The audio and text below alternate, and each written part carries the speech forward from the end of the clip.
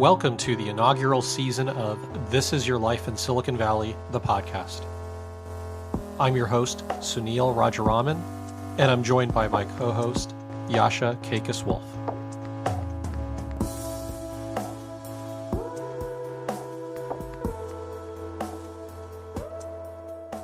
I was looking through the bold italic articles that we published recently and some of my favorite ones, and I was recounting an article that one of our writers, Andrew Wallace-Chamings, wrote about a coffee shop that's selling coffee that is partially brewed from cat shit. Yes. I've read about that. I've never had it, but it strangely gets me excited. It gets you excited? Okay. It kind of grosses me out a little bit, I have to admit. So can you give a picture to our listeners what that's like for you reading the bold italic? Do you sit down on your couch with like your hot cup of coffee or hot chocolate or whatever it is that you drink, and do you drink hot chocolate or coffee? I don't drink hot chocolate. I drink coffee. And you thumb through this beautiful bound book, the bold italic? No, not quite. It's usually actually on my phone. I do my reading on my phone, I have to admit. Do you know where we can get the cat shit coffee around here in the Bay Area? You know I'm going to make everyone who's listening to this go to the bold italic to find out.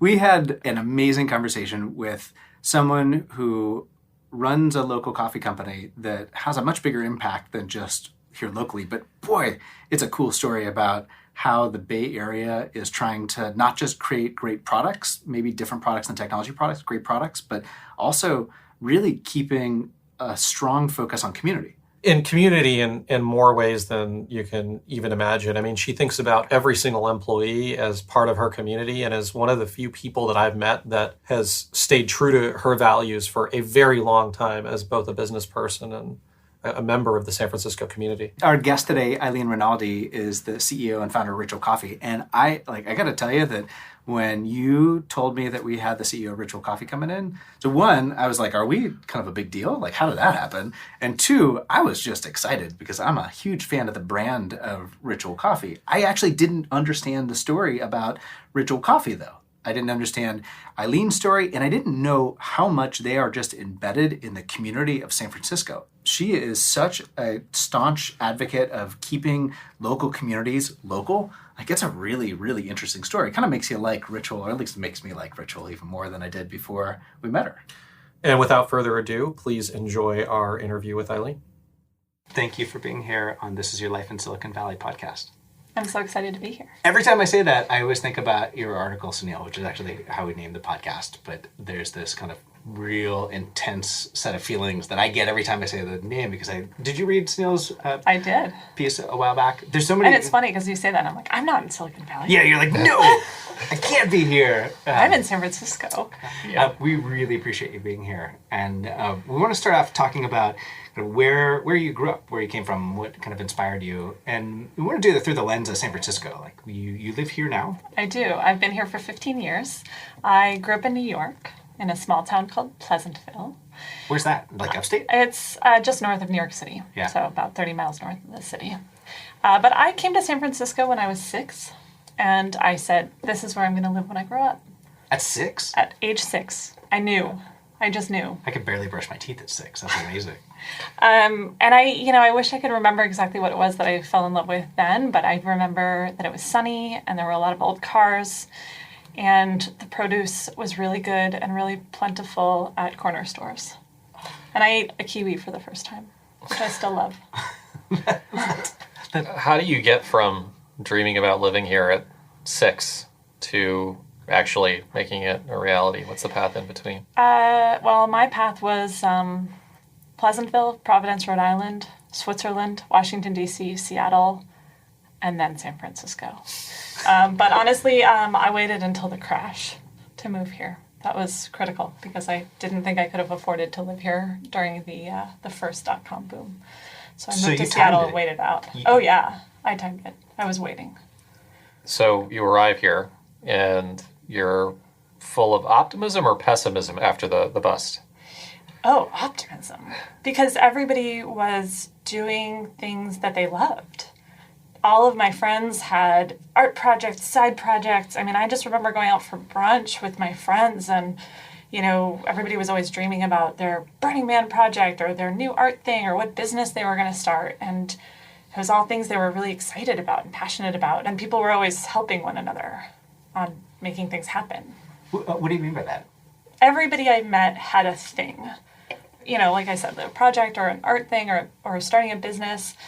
In order to accomplish that, it's hard and you need help. And so anybody who had gone through it knew how hard it was and would always offer to help when they heard, oh, you're doing a thing, I can help you. I mean, for me in starting Ritual, that was a huge part of it. There were so many people who showed up to literally help me build my first cafe, painted the walls or sanded the chairs or, programmed my cash register for me the first night and things like that. So I am curious about the founding story of Ritual. So you're here in San Francisco, you move here, and then you just decide one day to start a business? How did it happen exactly? So I had decided that I was going to open my own coffee shop. Why coffee? Because it's the thing that brings people together. I think I first fell in love with coffee shop culture when I was living in Switzerland. There was a coffee shop that I lived at. I would go there for coffee before school. I'd go there after school to do my homework, and then I'd go back after dinner to have a beer. And there was just nothing like that in the US. So that was originally what I wanted to create. I wanted to create a cafe that would be the center of the literary movement of the early 21st century. So going back to Seattle, I had gotten to hear Dave Eggers give a talk. Pre-Circle fame. Yeah, this was shortly after a heartbreaking work of Staggering Great Genius. book. Yeah.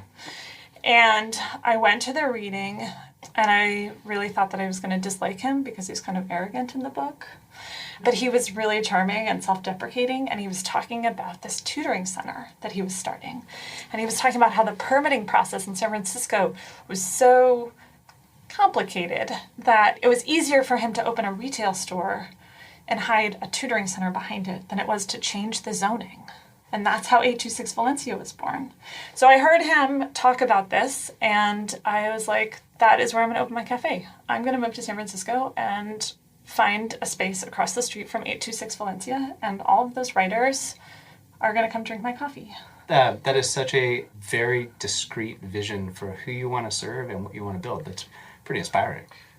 Thanks. The branding of Ritual is very distinct. How did you come up with the name Ritual, and how did you come up with the original branding?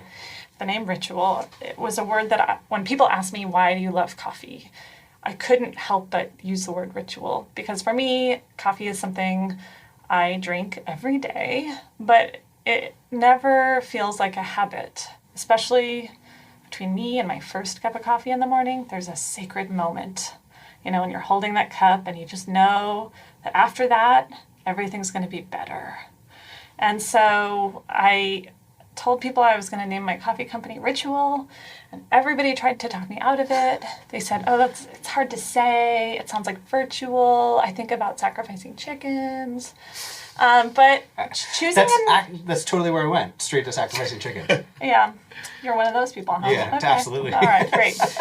But it's also a nod to my degree is in religious studies, so I think if I had chosen a different path, I would probably be studying something like the role of scent in ritual in the 4th century of Syria. So it's kind of a very specific area. Yeah. That's why I'm in coffee, actually. I like how coffee is pretty much universal. So you know what you're going to build. You show up in San Francisco, you build it. That group of people start coming to you. Yeah, it What do you start worked. doing with San Francisco? Like, what happens for you? Yes, it worked, and you have a beautiful brand, and you make an amazing product, and the experience that you have in your stores are all wonderful. Like, what does San Francisco do to you as an entrepreneur that starts to impact the way that your business works? That's a really good question. I think the biggest thing that San Francisco did to me was it just provided so many opportunities for me to get involved. Again, it's like getting involved in other people's projects, because everybody needs coffee for things. So, hey, we're doing this weird indie shoot. Can you hook us up with coffee so we can keep everybody caffeinated? It's like, sure. Or, just so many, side things that we could get to have a role in. I remember when I was building Ritual and I was doing things for the first time, and I, got to know where all the hardware stores were and which ones were open on Sundays and things like that. And I remember thinking, oh, I'm kind of sad that this is going to come to an end because every day my day is really different. And once I open, the same people are going to come in at the same time every day, and we're going to have the same conversation, and things are going to become somewhat repetitive. And, it's been 13 years, and no 2 days have ever been the same. And incredible people walk in to the cafes and appreciate what we're doing and see a way for us to collaborate. Do you spend every day in stores? Well, my office now is in the Roastery, Yeah. which is not open to the public, so it's not the same as it was when everything was happening out of Valencia Street. Yeah. But I do spend time in the cafes every day. You were a coffee entrepreneur before being a coffee entrepreneur became cool. And now you have what I guess they call them the third wave roasters. That's right. You have the Blue Bottle thing, which, recently acquired. You have Phil's. You have all sorts of places coming up. I guess a couple of questions. First is, how has the market for coffee changed? I know this is not a business podcast, but maybe more from the lens of San Francisco, the interest in coffee and how that's changed and how that's affected you and your business and how you think about things. People expect better coffee now. When I first moved here, there wasn't good coffee in San Francisco. And when I told people, oh, we're going to do something different, we're going to create a better cafe with better coffee, they didn't know what I was talking about because they hadn't been exposed to it. Mm-hmm. And so, it's just incredible how a few years later, it's the norm that every tech company has really great coffee in the offices. And when we first opened, we had customers driving from Sacramento every weekend. I'm not making that up. They came every weekend and they would sit and drink coffee for a couple hours, buy a couple pounds of coffee, and go home. They don't have to do that anymore because San Francisco has a thriving coffee scene. Sacramento now has a thriving coffee scene. And I think people's idea of like a regular cup of coffee is now so vastly different than what it was 10 years ago.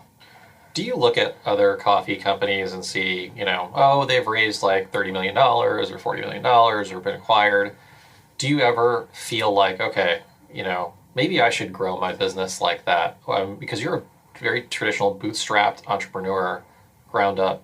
Do you feel any of that pressure being in San Francisco at this time? I certainly have to look at that because I'm one of the only coffee companies left that's doing things the bootstrap way. Mm-hmm.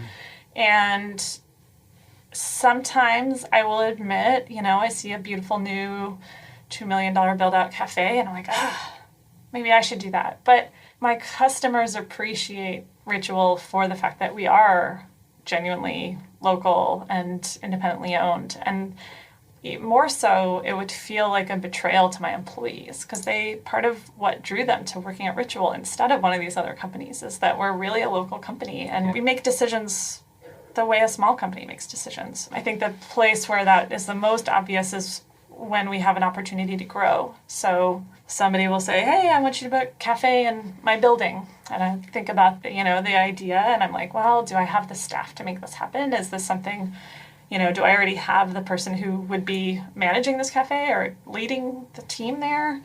Do I have employees who want to work there? And if the answer is no, then I don't do it. If we took investment, that's not the way we'd make decisions.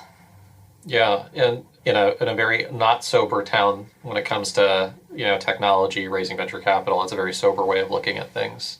Because we've had a chance in this podcast to talk to different folks that are in San Francisco, the perspective of a local entrepreneur that's truly local doesn't show up often. So I'm really curious, what is inspiring for you as a local entrepreneur that has built a business in this community? Like, what do you look to get excited about what you think you need your organization to support or do? I collect role models in my head. Mm-hmm.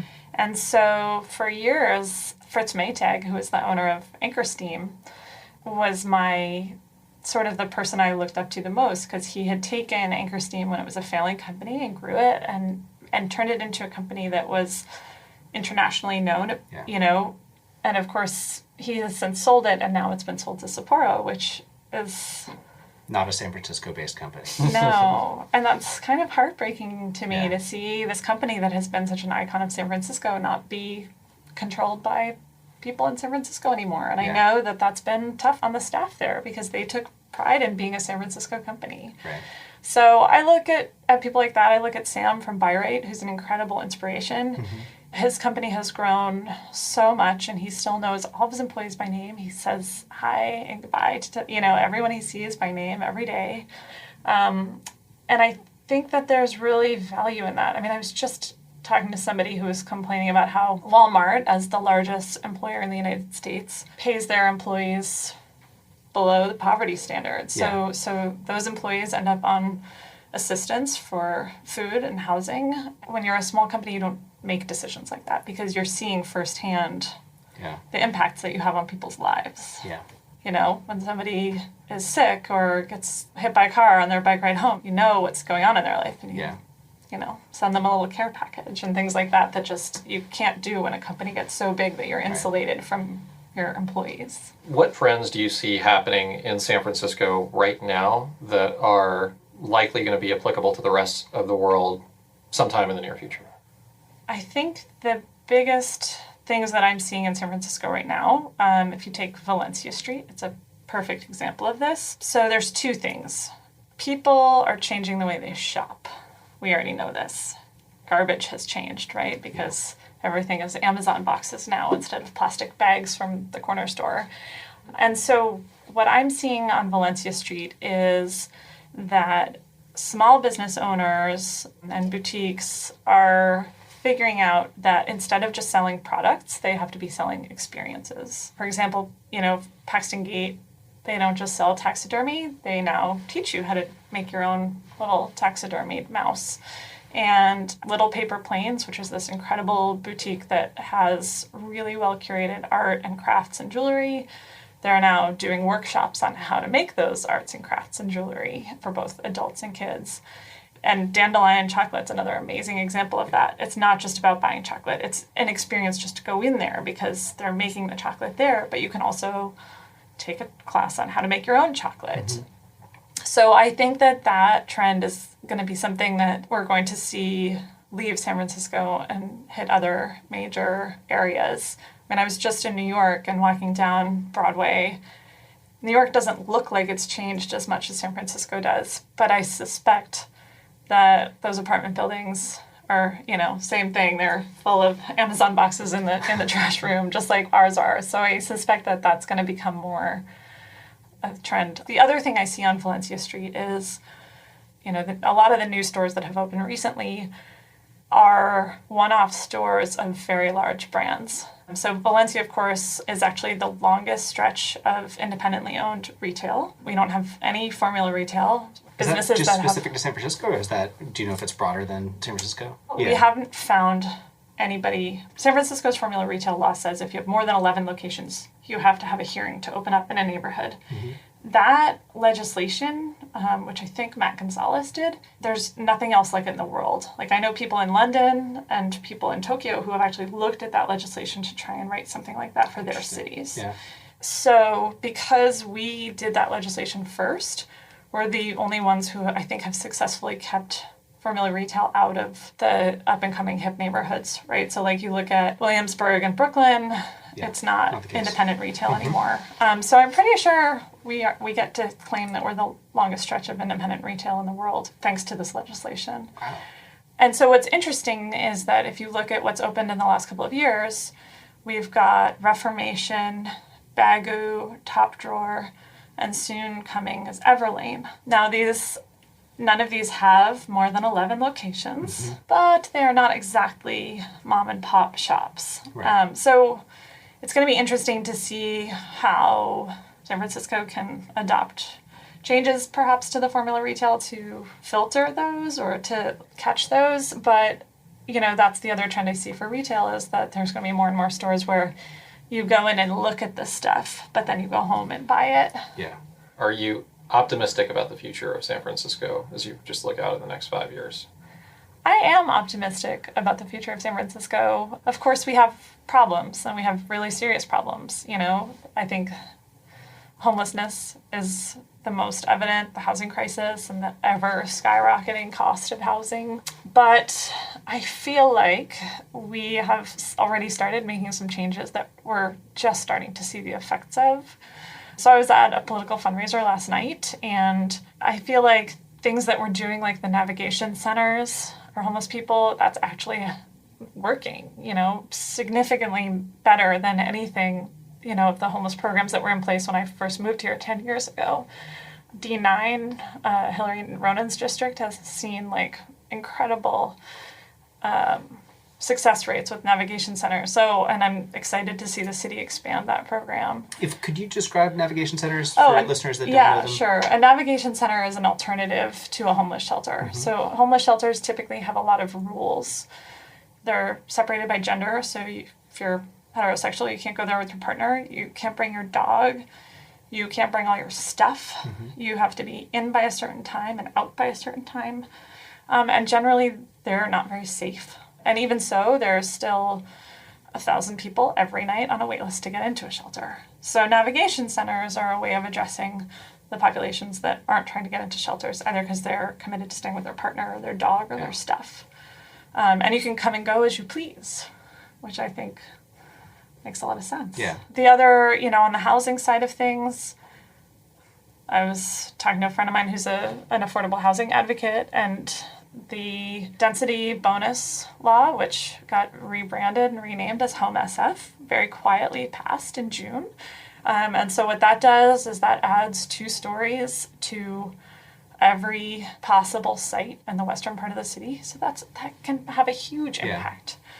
So I think we still have a long way to go, but I do see positive change, and I feel like we've got incredible talent and incredible skills to be able to solve these problems, more so than ever before. Yeah.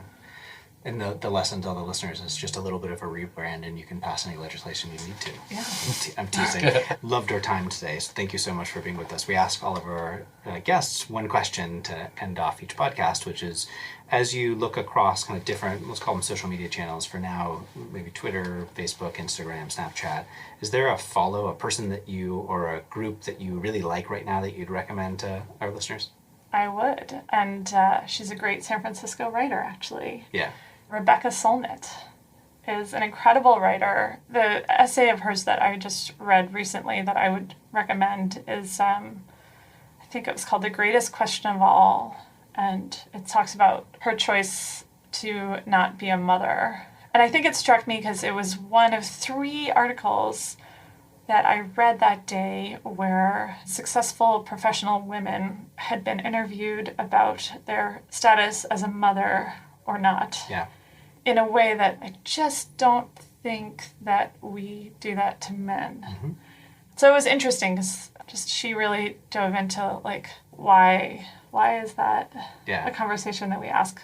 Like, what bearing does that have on her career as a writer? Thank you very much for the recommendation. Sure. Thank you for the time. Thank you for sharing us your story, the origination story of Ritual, as well as kind of how you came to San Francisco. We appreciate it. Sure. It was fun talking to you. Thank you for joining us for today's episode of This Is Your Life in Silicon Valley, the podcast. We are always looking for great topic suggestions and suggestions for future guests. Email us at info@thebolditalic.com if you have suggestions on either. Thanks for spending some of your time today with us, and we hope you enjoy the rest of Season 1.